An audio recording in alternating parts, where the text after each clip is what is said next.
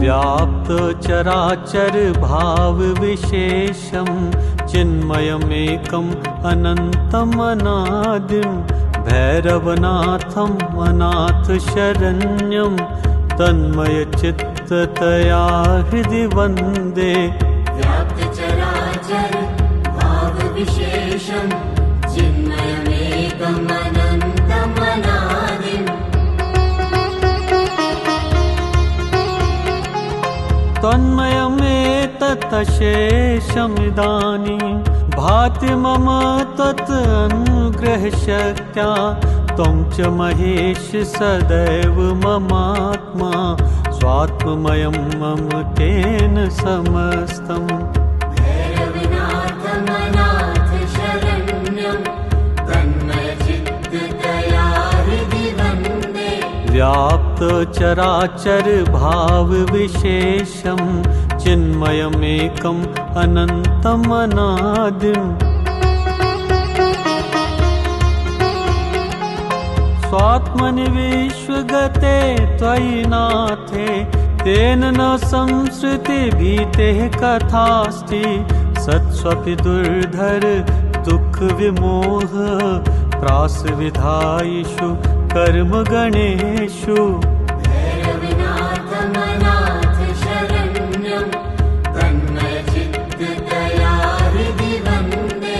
व्याप्त चराचर भाव विशेषं चिन्मयमेकम् अनन्तम् अनादिम् अन्तक मां प्रतिमादृशमेनां क्रोधकरालतमां विदधीः शङ्कर सेवन चिन्तन धीरो भीषण भैरव शक्तिमयोऽस्मि। भैरवनाथम् अनाथ शरण्यं तन्मयचित्ततया हृदि वन्दे। व्याप्त चराचर भाव विशेषं चिन्मयमेकम् अनन्तम् अनादिम्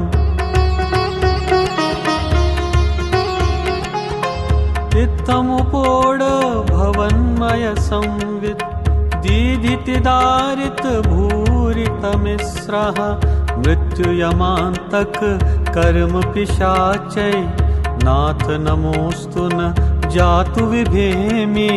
भैरवनाथम् अनाथ शरण्यं तन्मयचित्ततया हृदि वन्दे। व्याप्त चराचर भाव विशेषं चिन्मयमेकम् अनन्तम् अनादिम्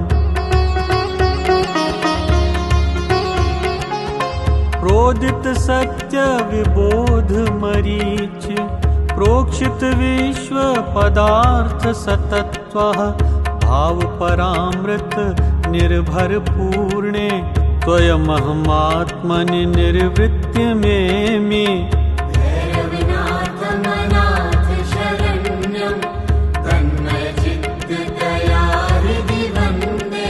व्याप्त चराचर भाव विशेषं चिन्मयमेकम् अनन्तम् अनादिम्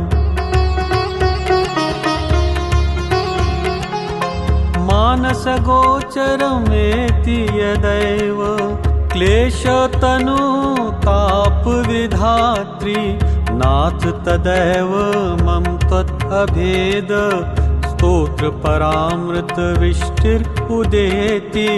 भैरवनाथम् अनाथ शरण्यं तन्मयचित्ततया हृदि वन्दे। व्याप्त चराचर भाव विशेषं चिन्मयमेकम् अनन्तम् अनादिम् शङ्कर सत्यमिदं रक्तदान स्नान तपो भवताप विनाशे तावक शास्त्र परामृत चिंता सिद्ध्यति चेतस्य निर्वृत्ति धारा। भैरवनाथम् अनाथ शरण्यं तन्मयचित्ततया हृदि वन्दे।